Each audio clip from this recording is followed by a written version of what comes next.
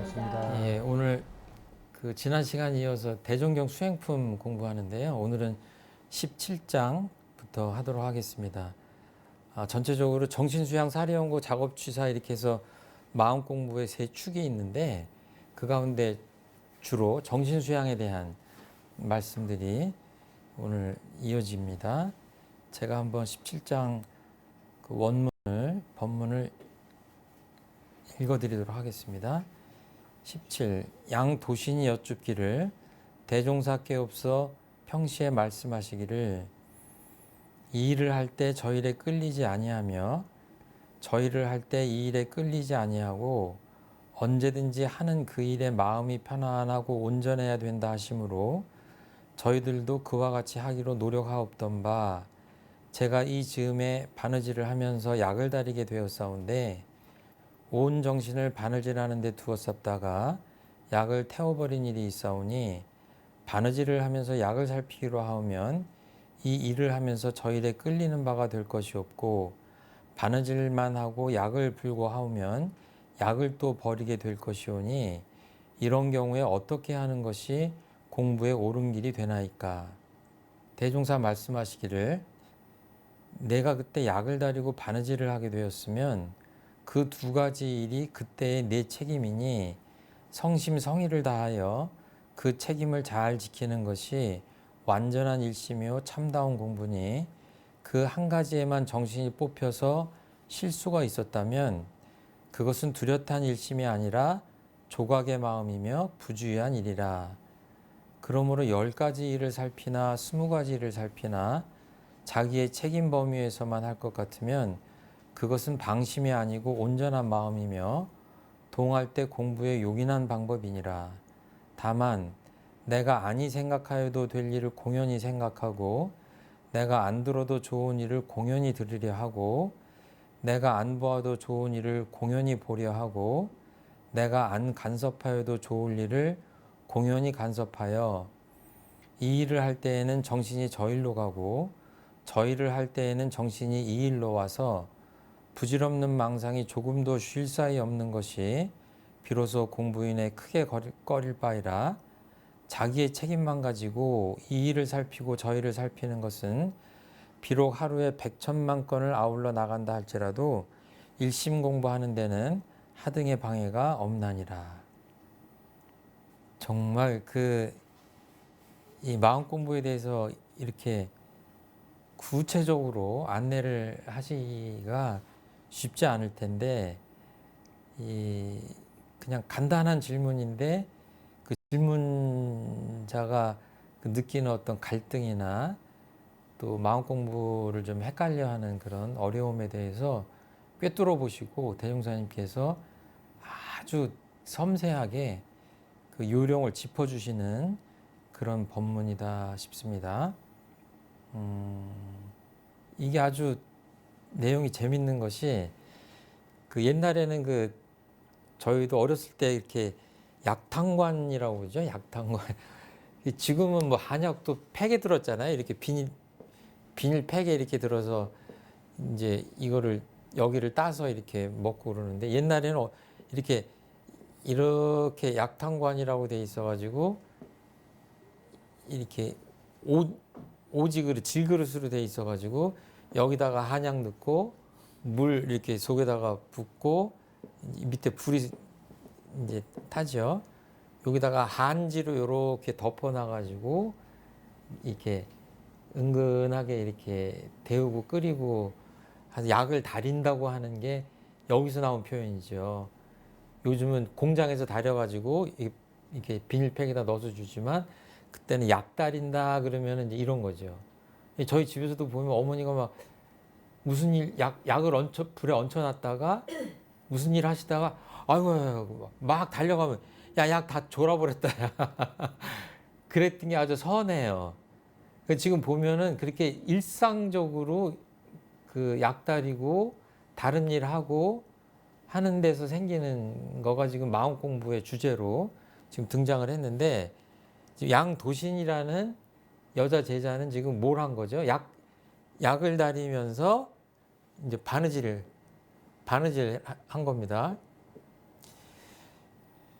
근데 평소에 대종사님 말씀이 이 일을 할 때 저 일에 끌리지 말고 저 일을 할 때 그러니까 집중해서, 요즘 말로 하면 몰입해서, 우리말로 하면 일심으로, 그 일 그 일에 일심하라는 말씀을 하시니까 어때요? 바느질하는데 일심을 들이다 보니까 어때요? 한쪽에서 약탕관의 약이 이제 졸아버리든지 그러는 거죠. 타든지. 아, 이게 도대체 이럴 때 어떻게 그 일심 공부를 하느냐, 이런 아주 간단한, 아주 재밌는 그런 질문입니다. 그 대종사님 표현, 이런 법문들은 이렇게 요지를 잡아서 이해하는 것도 뭐 중요하지만 대종사님의 표현도 좀 유념하시면 좋겠다. 그래서 언제든지 그 일에 마음이 어떻다고 그랬죠? 이 본문에 뭐라고 그러셨어요? 편안하고 온전. 예, 마음이 편안하고 그 다음에 온전해야 된다. 온전해야 된다. 이 온전하다고 하는 표현은 국어사전을 보면 이렇게 원래 타고난 대로 고스란하다 라고 풀이하고 있어요. 그리고 두 번째 뜻은 이게 틀리지 않은, 잘 맞는, 이런 표현이에요. 뜻이 있어요. 그러니까 온전하다고 하는 말은 이 그릇이 온전하려면 한쪽이 깨지면 안 되는 거예요. 그냥 있는 그대로 고스란하게 있을 때 온전하다고 하는 거예요. 그러니까 마음으로 보자면 우리 마음이 온전하다고 하면은 우리가 원래의 타고난 그대로, 그거를 좀 어려운 말로 하면 성품이라고 그러죠. 근데 이게 교리적으로 보면 인간의 성품은 다 타고날 때 같이 타고났다, 이렇게 보는 거예요. 그러니까 견성을 한다고 하는 것은 그 온전함을 발견하는 거예요. 그러니까 내 안에 내가 현재 뭐 성질이 좀 울근불근하고 뭐 습관이 안 좋게 들이고 마음 씀씀이를 잘 못하고 하더라도 그 근본에 있는 마음 바탕자리는 원래 온전하다고 하는 거를 깨닫는 게 견성인 거죠. 원래 내가 타고난 그대로 고스란한 거를 보는 거예요. 그러니까 그게 이제 마음이 요란하면 보이지 않겠죠. 그래서 이 일을 할 때 저 일에 끌리지 말고 저 일을 할 때 이 일에 끌리지 않는 그 이유는 뭐냐면 이 마음이 편안하려고 하는 거예요. 그리고 온전하게 만들려고 하는 거예요. 그러니까 무슨 일을 하면서 마음이 불편하다, 그러면 정신조절 잘 못하는 거예요. 그리고 뭔가 온전함이 사라진 것 같다, 이래도 정신조절 잘 못한 거예요. 아무튼 대종사님이 이렇게 말씀을 하시니까 이 제자분은 그렇게 하려고 노력을 한 거예요. 그러니까 그 일 그 일에 일심을 하라고 그랬으니까 어때요? 바느질만 열심히 한 거예요. 몰입해서. 바느질 산매에 빠져가지고. 그러니까 한쪽에서는 약이 이제 타버리는 거죠. 이 온전하다고 하는 표현은 아주 교리에 중심된 교리로 나온 대목이 상시응용 주의상 1조에 나오죠. 응용하는데 온전한 생각으로 주의할 것이요. 그러니까 이 온전한 생각으로, 그러니까 온전한 정신 상태, 온전한 마음으로 생각을 하고 그 다음에 취사, 액션을 하는 거죠. 근데 마음이 요란하고 혼탁하고 혼란스럽고 이럴 때 무슨 생각을 하면 바른 생각이 아니죠. 그런데 그 생각으로 취사, 선택을 한다. 아, 내가 나도 모르게 그냥 여기 컵에 담겨 있는 거를 그 벌컥벌컥 마셨다. 아, 이게 냉수 같으면 아무 일이 없죠. 근데 가끔 가다 보면 사고 나잖아요. 마셔는 안 될 물건이 담겨 있는데 그냥 벌컥벌컥 마셔버렸다. 이 작은 행동 하나하나에도 내가 온전한 생각으로 이 물을 마시는가가 공부인 거죠. 근데 지금 처음 단계에서 이 온전함을 잃어버리면 그 다음에 지혜로운 생각이나 뭐랄까요, 바른 행동이 이어지지 않는 거죠. 그러니까 이거를 얘기하자면 이게 주로 정신수양인데, 정신수양 사리연구 작업취사가 3박자가 딱 맞아야 우리가 어떤 행동을 할 때 그 복락을 얻을 수가 있는 거죠. 그렇지 않으면 이제 최고의 구렁텅이에 빠지는 거죠. 그러니까 지금 이 굉장히 쉬운 질문이지만 이 안에 굉장히 중요한 마음 공부의 내용이 지금 담겨 있는 겁니다. 자, 그래서 질문을 해요. 도대체 어떻게 해야 바느질도 잘하고 약 다리는 것도 잘하겠느냐라는 질문이에요. 대종사님, 그러니까 이랬을 때 우리 그냥 아주 편한 말로 뭐라고 그래요? 이 바느질을 하는데 일심을 했다고 하긴 했는데 이때는 잘못된 일심이잖아요. 이때 뭐라고 표현하냐면 바느질에 정신이 팔려가지고 그런 표현하죠. 정신이 팔렸다. 요즘은요, 지하철 같은 데 가면요, 제가 사람들 길 비켜주느라고 바빠요. 젊은 사람들이냐 머리 뒤밀고 나와. 왜? 핸드폰 보면서 그냥 저는 그냥 똑바로 가고 있는데 옆에서 들어오고 그때 뭐라고 그래요? 그 동영상 보는데 정신이 팔려가지고 나하고 지금 부딪히는지 안 부딪히는지도 모르고 지금 오는 거 아니에요. 그런 것들이 다 똑같은 거예요. 핸드폰 보는데 일심을 다했다, 그 안 맞는 얘기죠. 똑같은 얘기예요. 그 몰입은 잘못된 거예요. 정신이 다른 데 팔린 거죠. 대종사님이 어떻게 표현하시냐면 바느질과 이 약 다리는 것이 다 네 책임이다. 두 가지가.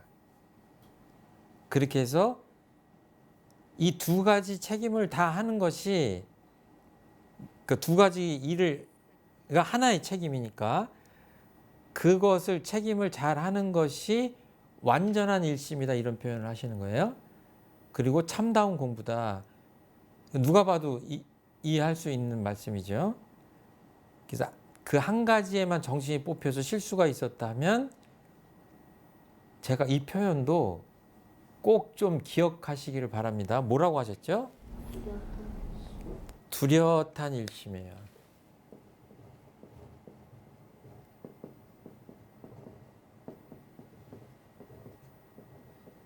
제가 이 참고서 제목에 이 17장의 제목은 뚜렷한 일심이라고 표현했던 것 같아요.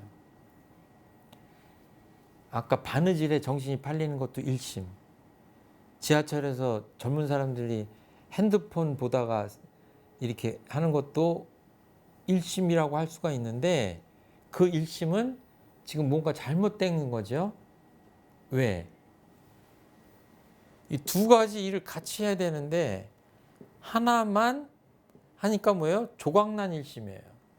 이 두 가지를 한꺼번에 다 잘 다스려야, 여기에 다 집중을 잘 해야 뚜렷한 일심이에요. 이 뚜렷하다고 하는 표현은 설명 안 드려도 알죠. 이게 보름달이 하늘에 떠 있으면 어때요? 그 뚜렷하죠. 둥두렷하다, 이런 표현도 있고, 뚜렷한. 그러니까 비유하자면 그 앞에 그 조각난 일심은 돋보기 같이 이렇게 좀, 돋보기에서 광선을 모으면 이렇게 한 군데 이렇게 집중돼서 그 나중에 열 받으면 타잖아요. 그렇게 아주 집중된 빛이라면 이 방에도 지금 그 조명이 있는데 쭉 퍼지잖아요. 달빛이나 햇빛 같은 건 어때요? 둥글둥글하게 어디 하나 빠진 데 없이 뚜렷하게 비추잖아요. 그렇죠?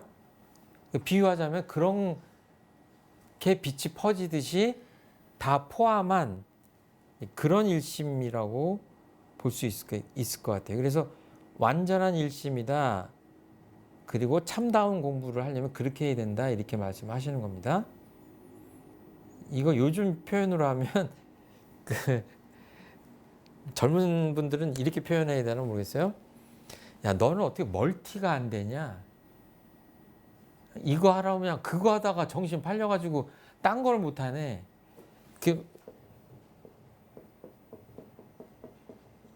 이게 맞나 모르겠네요. 멀티태스킹이라고 그러죠. 그러니까 이 일 하면서 저 일도 하는 거예요.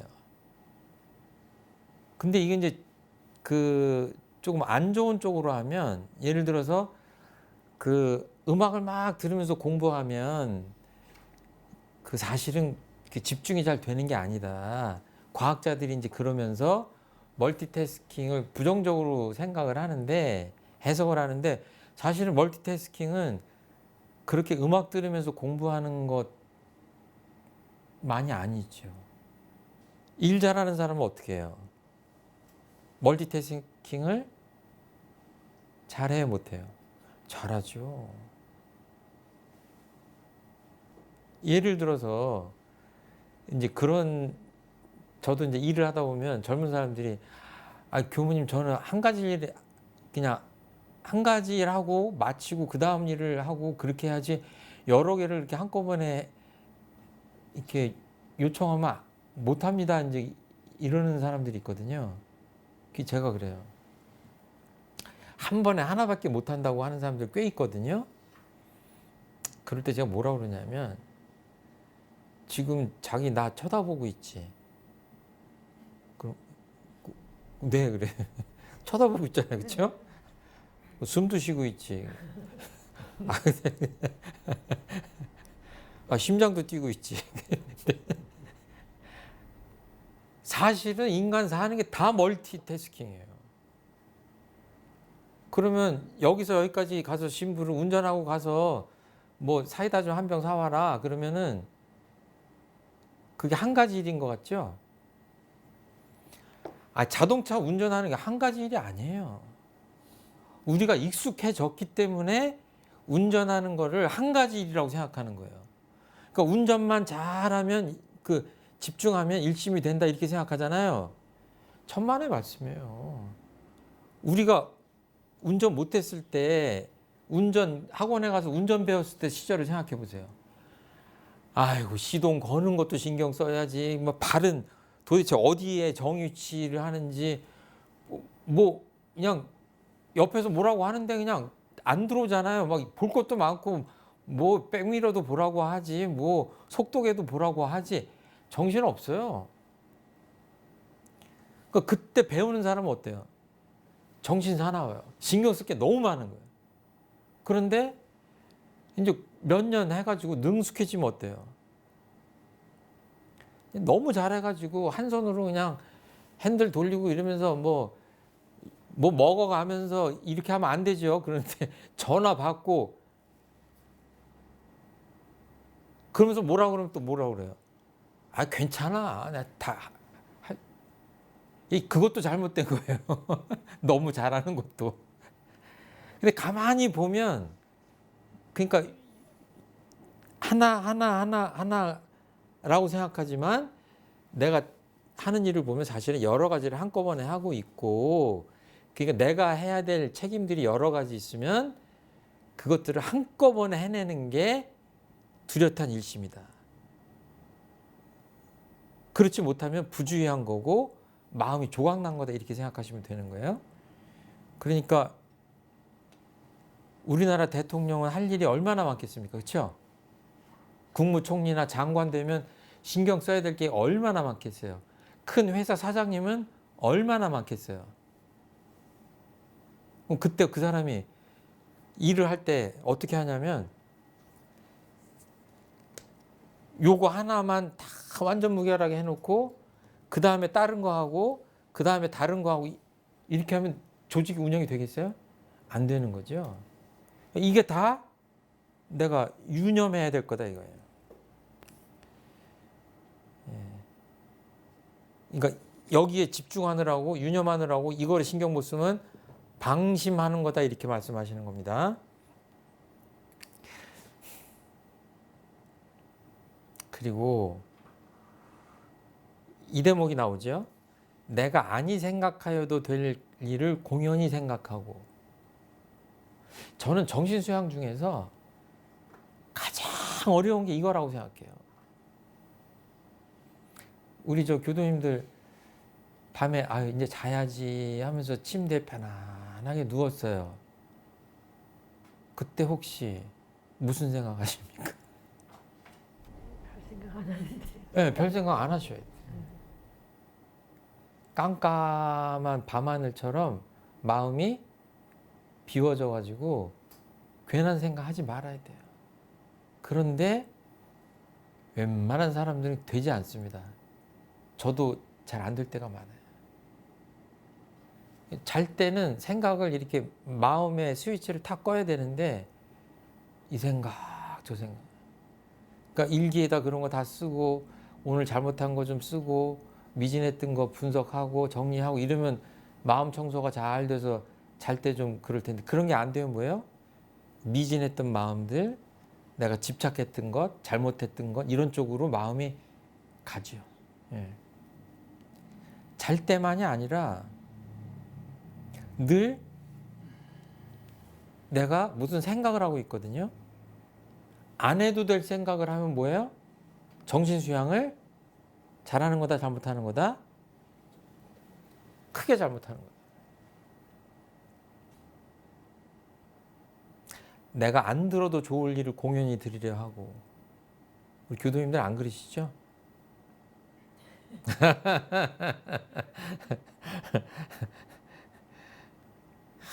그냥 내가 안 들어도 될 일을 들으려고 하는 사람이 너무 많습니다. 안 보아도 좋을 일을 공연히 보려 하고 정말 우리가 가슴에 손을 얹고 한번 우리 삶을 돌아봐야 될 것 같아요. 그리고 내가 간섭하지 아니하여도 좋을 일을 공연히 간섭한다. 가정사회 국가가 시끄러울 때 보면요. 이것 때문에 시끄럽습니다. 책임진 사람이 그 책임을 완수하고 내 책임이 아니면 어때요? 무관사기 때문에 괜히 간섭하지 말아야 되는 거죠. 이거를 그 공자님께서 아주 거의 비슷한 법문을 하셨어요. 아마 이제 그렇게 그 법문에서 공감을 해서 대종사님이 하셨을지 모르겠는데 어떤 표현이 있냐면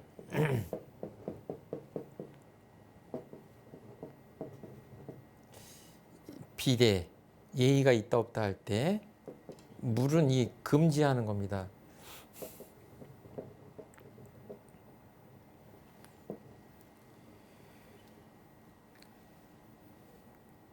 예가 아니면 보지 말아라예요. 그 다음에는 비례물 청해요. 듣지 말아라. 그 다음에는 말하지 말아라.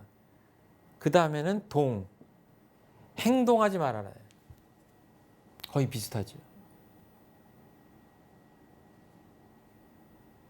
지금 이 순간에 잘 생각해서 온전한 마음으로 생각해서 그 예를 들어서 이제 원불교에서도 정기 인사 같은 게 있으면은 교도님이나 교무님들이나 다 궁금하거든요. 아, 다음에 내가 어디로 가야 되나. 그리고 또 내가 잘 아는 사람은 또 어디로 가나. 우리 교무님은 어디로 가나. 어떤 교무님이 오시나 궁금하거든요. 그 인사 담당하시는 분이 있다 그러면 근데 묘하게 인사 담당하시는 분이랑 내가 밥 먹게 됐어. 그 입이 근질근질해요, 안 해요? 근질근질하죠. 묻고 싶어서, 듣고 싶어서. 그럼 그때 어떻게 하라고요? 공자님은 얘가 아니면 듣지 마라. 듣지 마라 이거. 뭐 저희들이 그 무슨 동영상 같은 거로 막 보다가도 재미있지만 얘에 맞지 않는 건 진리에 맞지 않는다는 얘기거든요. 내 삶에 도움이 안 된다는 얘기거든요. 감각적 쾌락에 빠지지 말란 얘기거든요. 꼭 보지 말아야 돼요. 듣지 않고 말하지 말고 행동하지 말고 그렇게 해야 공자님이 얘기하시는 인에 도달할 수 있다고 보신 거예요. 이 계문과 같아요. 좀 추상적이지만. 그러면 대종사님은 이걸 뭐라고 하셨냐? 이론상 법어에 보면 이 동그라미가 등장합니다. 이 큰 동그라미는 이 원상을 깨달으면 시방삼계가 오가의 소유가 되고 이렇게 쭉 이렇게 아주 크게 정의를 하셨다면 그 밑에 이 조그만 동그라미가 6개 나오죠. 정전에 보면. 어떻게 나와요? 이 원상은 눈을 사용할 때 쓰는 것이니 원망부족하고 지공무사한 것이로다. 그런 식으로 나오죠. 계속. 그 다음에 아예 그냥 육군을 쓸 때 원망부족하게 쓰라고 하시면 좋을걸. 이거를 6번을 반복하세요. 이 원상은 코를 사용할 때, 눈을 사용할 때, 입을 사용할 때, 귀를 사용할 때, 마음을 사용할 때, 몸을 사용할 때. 이 육군을 일일이 하셔서 이거를 굳이 원만구족하고 지공무사하게 사용하라고 하는 말씀을 반복하세요. 이 말씀이랑 이 말씀보다 더 강조하고 싶으셨던 것 같아요. 이렇게 다 연결되는 겁니다. 하루에 100,000만 건을 아울러 나간다 할지라도 일심 공부하는 데는 하등의 방해가 없나니라 이렇게 말씀하셨어요. 그러니까 얼마나 강조하시고 싶었으면 하루에 이런저런 일을 여러 가지 하더라도 참 일심에는 방해가 없는 것이다. 이렇게 말씀하시면 좋으련만 어떻게 말씀하셨죠? 100,000만 가지 일을 하더라도 왜 그러셨을까요? 제가 지금 이렇게 강의 아닌 강의를 이렇게 부족한 강의를 하는데요. 강의를 이렇게 하고 나면 녹초가 되거든요. 100,000만 가지를 어떻게 하겠어요, 제가. 그럼 아침에 누구랑 하는데 비즈니스 하다가 업무 처하고 하는데 갈등이 있어가지고 막 성질을 버럭버럭 냈어요. 그 사람이 그 다음에 하는 일이 뭐예요? 아이고 오늘 쓸 에너지를 다 써가지고 방전돼 버렸네. 커피 좀 타와라 그러잖아요. 100,000만 가지를 못해요. 100,000만 가지를 하려면 어떻게 해야 돼요? 이게 그 표현 있잖아요. 응무소주 이생기심. 온전한 마음으로 이게 저 한자로 쓰면 시간이 가서 응무 소주 이생기심.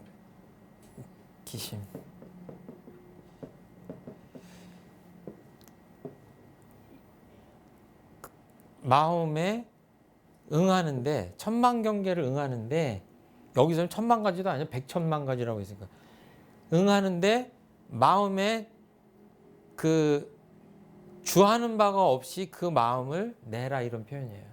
그러니까 어떻게 100,000만 가지 일을 하겠습니까? 이 육신을 가지고 몸은 힘들죠. 기운도 고갈되니까. 그렇지만 마음이 어때요? 힘든 게 하나도 없는 거예요. 진리에 맞게 딱딱하고 마음에 이제 거리낌도 없고 착됨도 없고 하고 싫다 하기 싫다 뭐 이런 마음도 없이 그냥 해야 될 일을 따복따복 무위의 심경으로 무위라는 표현 있잖아요. 무위의 심경으로 유위를 하는 거죠. 행동을 하는 거예요. 그러니까 마음에 몸은 힘들지언정 마음의 에너지는 소모될 이유가 없다. 그래서 이게 이제 무지선법에 보면 육군이 무사하면 잡념을 재고 일심을 양성하며 육군이 유사하면 불의를 제거하고 정의를 양성하라 하는 말씀하고 일맥상통해요. 그러니까 뭐예요? 지금 제가 잠깐 5분 동안 쉬어야 돼요. 그럼 그때는 어떻게 해요? 육군이 무사하니까 해야 될 일이 없으니까 잡념을 제거하고 일심을 양성하는 거예요. 그냥 마음을 텅 비고 보이지 않는 진리하고 하나 되는 거예요. 그게 최상의 휴식이고 명상이고 선이고 에너지를 충전하는 방법인 거예요. 그랬다가 또 내가 될 일이 생겨. 육군이 유사해. 일이 있어. 그러면 뭐예요? 불의를 제거하고 정의를 양성하라. 옳은 일을 따박따박 하는 거예요. 해야 될 일을. 일하면 정확하게 결과가 좋게 유념해서 그렇게 정의롭게 그 길을 따라서 하면 되고, 일 없으면 그렇게 쉬면 되고, 그런 거예요.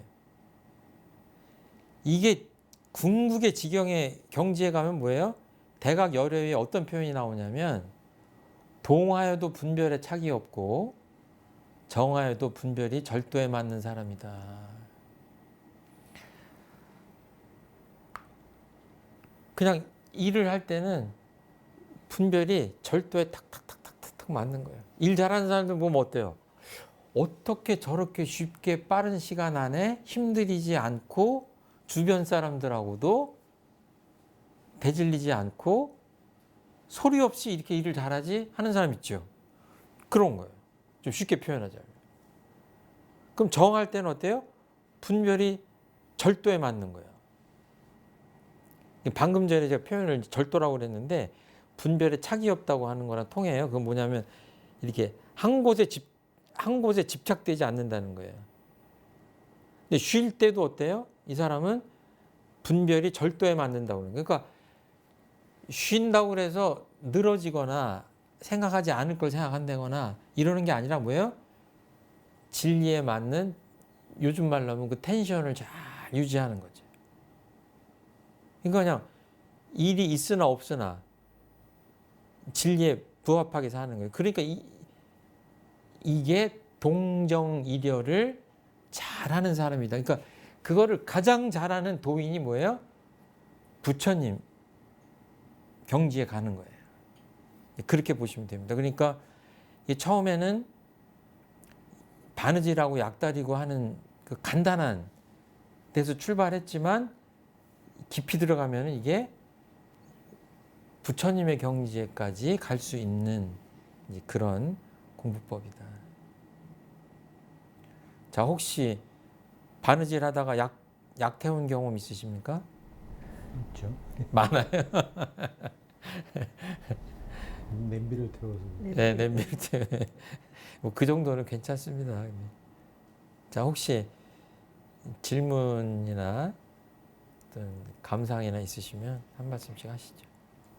처음에 이렇게 언뜻 보면 작업취사에 해당하는 것 그렇죠. 같은데 연결되어 지금 있습니다. 말씀하신 거를 보면 이제 무시선법을 이야기를 그렇죠. 하셔서 예.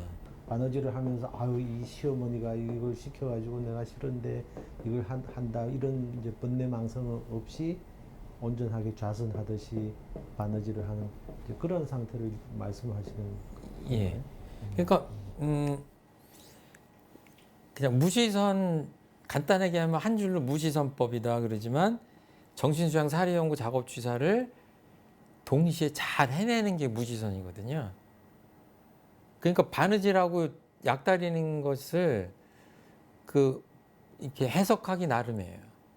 온통 그거를 해석한다고 그러면 사막이 다 들어가야, 정신수양만 가지고 약다리고 그 바느질하는 게 온전하게 되질 않습니다. 그 안에는 정신수양도 있고 사리연구도 있고 결국은 작업취사도 돼야 약다리고 바느질하는 게 가능한 거죠. 그러니까 이제 제가 이제 부분적으로 이렇게 강조해서 말씀드리면 듣는 분들이 이게 정신수양 쪽인가 무슨 쪽인가 이렇게 생각하시지만 이게 본문에도 있지만 무의선법은 사막병진의 대법이다 이렇게 표현이 나오거든요. 그러니까 그냥 모든 인간의 심신작용을 잘 하려고 한다면 사막이 평소에 이렇게 훈련되어 있어야 된다. 그리고 실제로 액션을 할 때는 온전한 생각으로 취사해야 되겠다. 이렇게 간단하게 해도 되고, 뭐 이렇게 또는 무시선을 잘해야 되겠다. 이렇게 생각해 표현해도 되고, 같은 거죠. 같은 거예요. 다 같이 만나는 거. 여기서는 지금 이 대종경의 내용의 흐름이 그 일심, 뭐 뚜렷한 일심, 정신수양 이런 쪽으로 갔기 때문에 제가 이 본문을 해석할 때 정신수양 쪽이라고 소개를 해드렸지만 내용으로 파고 들어가면 들어갈수록 정신수양 사리연구 작업취사는 그냥 하나로 뭉쳐져 있는 것이다. 그렇게.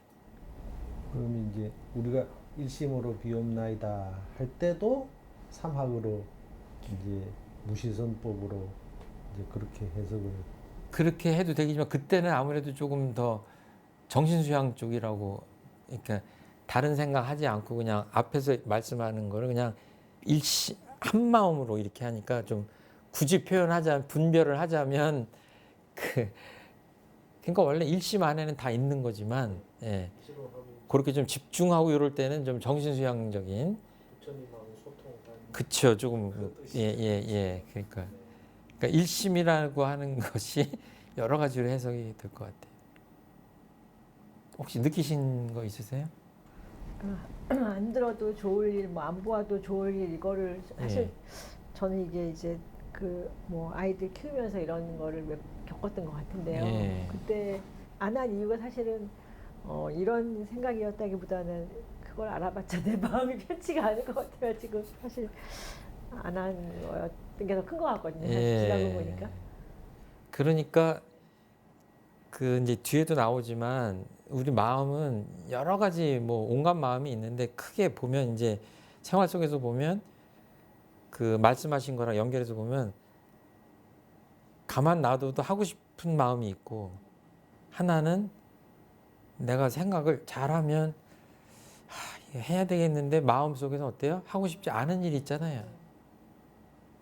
그러면 하고 싶은 일을 하면 당장 뭐예요? 마음이 좀 편안하죠. 근데 하고 싶지 않은 일인데 해야 될 일을 하면 마음이 좀 요란하죠. 하기 싫으니까. 그런 것이 없어야죠. 내가 내 책임이고 해야 되겠다 그러면 하기 싫어도 해야 되고, 내가 궁금하고 내 취향이야. 더 듣고 싶어. 더 즐기고 싶어 해서 마음이 나가는, 그렇지만 이거는 진리적으로 내가 할 이유가 없는 거 아니야? 이런 마음의 문을 좀 닫아 걸어서 마음이 나가지 못하게 해야 되죠. 이것이 잘 될 때 이 마음 공부에 훈련이 되는 거고 힘이 생기는 거고, 그래서 그렇게 살다 보면 이제 나중에는 뭐 좀 안 좋은 유혹이 와도 어때요? 그냥 편하게 신경 안 쓰고 또 뭐 괜히 간섭할 일, 아니 내 책임이 아닌데 뭐 잘 하겠지. 무관사에 동하지 않는, 마음이 동하지 않는 그런 것들이 되면 마음이 얼마나 편안하고 그 온전한 마음으로 살아갈 수 있겠어요. 그러니까 자업자득의 마음 공부도 인과예요. 늘 정신없고 막 힘들다고 그러고 막 이렇게 마음이 그런 상태라고 하는 사람들 보면 뭐예요? 그 가족들이 막 그 사람을 그렇게 만든 거예요? 대개는 자기가 그렇게 마음을 써서 그런 거예요. 지금 여기서 말씀하신 대로 그냥 이렇게 간단하지만 그런 것들을 이렇게 하고 싶은 마음, 하기 싫은 마음에 끌리지 말고, 그러니까 아까 말씀하신 대로 그 케이스에서는 아이고 내가 뭘 하면 마음이 좀 요란할 것 같은데 그래서 안 하신 거면 그건 따져봐야 돼요. 잘하신 건지 못한 건지 잘 모르겠어. 그렇죠? 당장 마음이 좀 요란해도 자녀 교육을 위해서 뭔가를 해야 되겠다고 생각하면 그 마음을 참아내고 하셔야 돼요. 처음엔 힘들지만 나중에는 편안하게 하실 수 있고 그게 도움이 되고 하니까 그렇게 하셔야죠.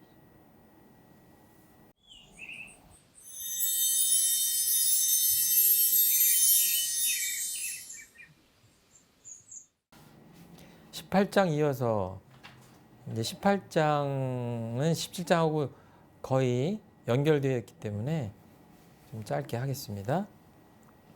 한번 읽겠습니다. 대종사 말씀하시기를 그대들이 일심 공부를 하는데 그 마음이 번거하기도 하고 편안하기도 하는 원인을 아는가? 그것은 곧 일 있을 때에 모든 일을 정당하게 행하고 못하는 데 원인이 있나니 정당한 일을 행하는 사람은 처음에는 혹 복잡하고 어려운 일이 많은 것 같으나 행할수록 심신이 점점 너그럽고 편안하여져서 그 앞길이 크게 열리는 동시에 일심이 잘 될 것이요.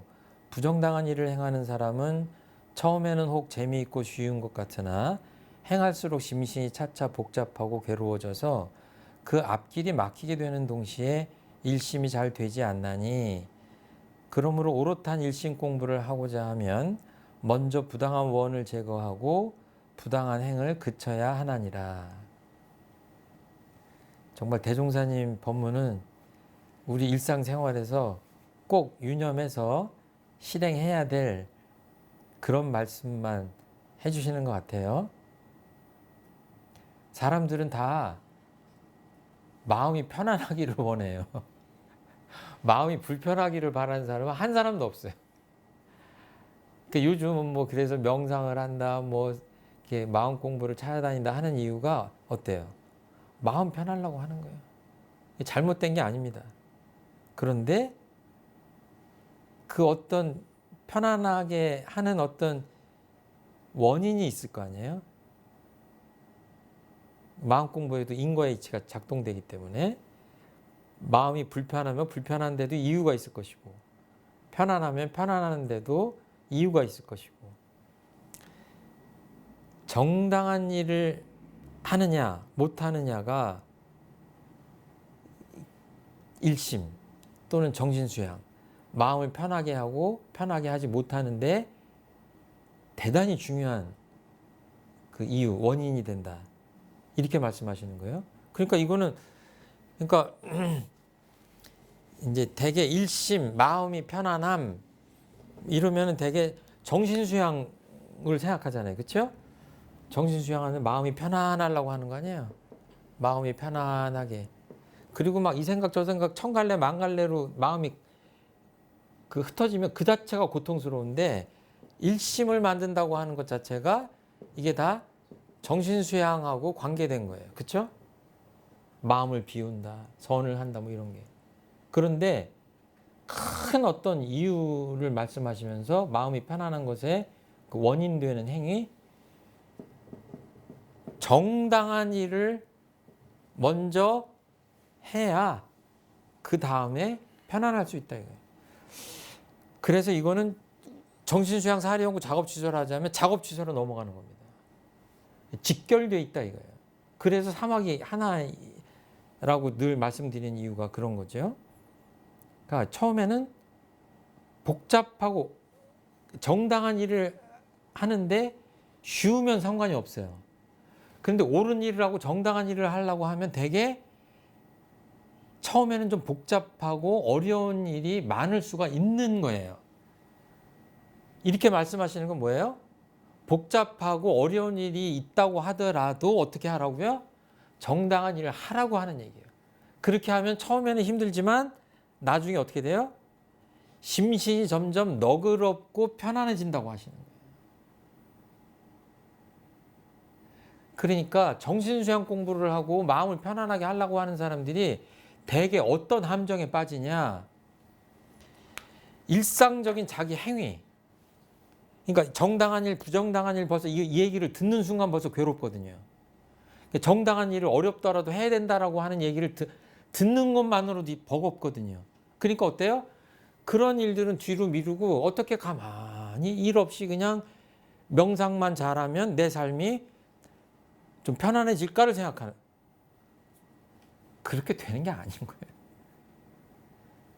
그 사람의 그 삶에서 정당한 일을 힘들어도 해야 되는 거예요. 그래야 비로소 그 다음에 명상이나 좌선을 하더라도 그 효과를 얻을 수가 있는 거죠. 반대로 뒤집어서 얘기하면 부정당한 일을 하는 사람은 어때요? 처음에는 어때요? 재미있고 쉬운 것 같아요. 그러니까 제가 사람들이 그러죠. 꽃길만 걸으세요. 저는 그 얘기를 잘 안 합니다. 왜 안 하겠어요? 그 꽃길이 끝까지 꽃길이면 괜찮아요. 근데 어떤 길은요, 초입 부분만 향기 나고 꽃길이에요. 왜? 부당한 길이기 때문에. 되게 그 사탕 발림으로 그 부당한 길이 포장이 되어 있는 경우가 많아요. 그럼 사람들이 어때요? 여기는 자갈밭이고 보니까 가시가 많아. 당연히 본능적으로 꽃길로 가죠. 잘 보셔야 된다는 얘기예요. 이 길이 부정당한 길인지 정당한 길인지를 가려서 비록 여기가 자갈밭이라도 가기 힘든 길이라도 어디로 가야 된다? 그 힘든 정당한 길을 가야 그러면 그 길이 끝까지 고통스러운 길이냐? 그렇지 않다는 얘기를 하시는 거예요. 가면 갈수록 그 인생은 점점 너그럽고 편안해진다는 얘기예요. 그러니까 마음 공부라고 하면 오해 소지가 있는 것이 일 없이 가만히 앉아가지고 내 마음만 편하게 하고 마음만 비우면 그 편안한 경지에 갈 수 있다? 되지 않아요.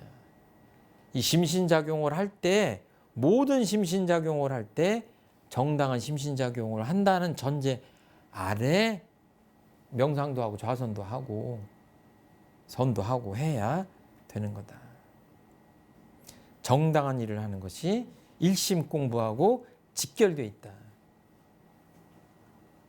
이게 사막 중에 빠뜨릴 게 하나도 없다. 자, 극단적인 예로 아무도 모르게 아주 손쉽게 도둑질에 성공했어요. 그 도둑질에 성공한 사람이 얼마나 기쁘겠어요. 그렇죠? 그 삶이 어떻게 될까요? 나중에. 자세히 보면요. 아무도 안 보는 도둑질을 성공했지만요. 늘 불안에 쫓깁니다. 그잖아요. 인간의 마음이라는 게 그래요. 그리고 만약에 이 사람이 2번, 3번 성공했다? 정말로 걱정되는 삶으로 빠집니다. 나중에 감옥에 갇히고 가시밭길을 걸을 때 어떻게 생각하겠어요? 아, 그때가 그 독약을 먹은 거였었구나. 이렇게 생각하겠죠. 이거 마음 공부하는 분들은 음식을 먹을 때도 꿀 발라져 있는 음식을 먹을 때 조심하셔야 됩니다. 겉에만 꿀일 수 있잖아요. 그렇죠? 예. 그래서 오롯한 일심 공부를 하고자 하면 먼저 부당한 원을 제거하라고 얘기하시는 거예요. 그리고 부당한 행을 그쳐야 된다. 불교의 뭐 보현 행원 근데 행, 원 이건 원한다는 얘기고 이건 행한다는 얘기잖아요. 부당한 원을 제거하고 부당한 행을 하지 않아야 돼요. 좌선하고 명상하고 하는 게 대수가 아닙니다. 이것이 먼저 돼야 그 삶이 정위치를 찾는 겁니다. 이 정이라는 표현이 흔들리지 않는다는 표현이잖아요. 안정을 얻을 수 있다는 건 뭐냐면 그 사람이 지향하는 바가 진리에 맞고 그 사람이 행동하는 바가 진리에 맞아야 정당해야 그 다음에 마음이 처음에는 요란할지 모르고 불편할지 모르지만 아주 탄탄하게 그 뭐랄까요 정말 편안하고 너그러운 경지 요란하지 않은 경지에 이를 수 있다 이렇게 보일 수 있을 것 같아요. 혹시 질문이나 하실 말씀? 또 이 부당한 일을 했을 때 이제 참회를 해서 돌아와야죠. 예, 예, 바른 길로. 예. 바른 길로 예. 돌아올 때까지 계속 참회를 해서 마음이 안정될 때까지 그렇죠. 예. 해야 예. 되는 거죠. 그러니까 어떻게 보면 그 둘이 하나긴 하지만 굳이 분별을 해서 한다면 마음의 안정보다 더 중요한 건 뭐예요? 바른 삶이에요. 정당한 길을 가는 거예요. 그게 대전제입니다. 그러지 않은 상태에서 부정당한 일을 하고 악을 행하고 하면서 기술적으로 마음의 편안함을 추구한다? 그것은 진리에 어긋나고 엄청난 나중에 고통을 받는, 과보를 받는 잘못된 거죠. 잘못하고 좀 극단적인 예지만 기술적인 정신 수양을 잘 해가지고 아주 편안한 마음으로 사기도 치고 도둑질도 하고 강도도 한다? 진리가 내버려두지 않습니다. 네, 내버려두지 않아요. 그리고 처음에 힘들지만 마음도 힘들고 몸도 힘들고 하지만 정당한 일을 하는 사람, 그 사람에 대한 보상은 누가 하냐? 보이지 않는 인과의 이치와 소소영령한 진리가 알아서 보상을 하신다는 얘기예요. 조금 참아봐라. 반드시 너그럽고 편안하고 요란함이 없는 그 평온한 세계로 내가 인도해 준다. 제가 인격적으로 표현했지만 보이지 않는 진리가 그것을 보장하기 때문에, 그러니까 수행도 어때요? 인과에 대한 신앙이 바탕돼야 돼요. 그러지 않으면 그 믿음이 없으면 뭐예요? 흔들립니다. 아, 내가 마음이 이렇게 심란한데 그냥 안 해버리고 편한 길로 갈까? 이 생각이 굴뚝 같은 거예요. 그러니까 신앙이 바탕해야 수행도 할 수 있습니다. 예. 우리 공부인들은 내가 고통스럽지만 이것이 정당한 일이냐 이런 거를 잘 보셔야 되고, 그렇게 했을 때 그 내 마음의 상태가 점점 그 편안한 경지로 갈 수 있다고 하는 것에 대한 믿음이 있어야 된다, 이렇게 생각합니다. 자, 여기까지 공부 마치도록 하겠습니다. 감사합니다. 감사합니다.